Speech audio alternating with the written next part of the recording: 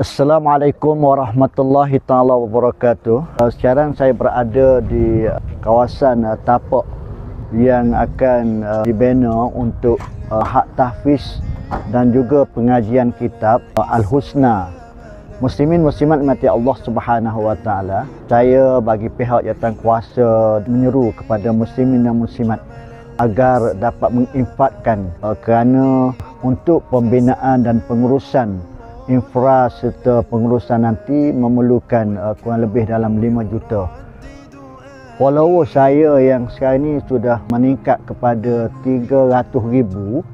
Andainya kalau RM50 sore aja berinfak untuk pembinaan Mahat Tahfiz ini, Allahu Rabbi ya Karim, kita boleh bayangkanlah.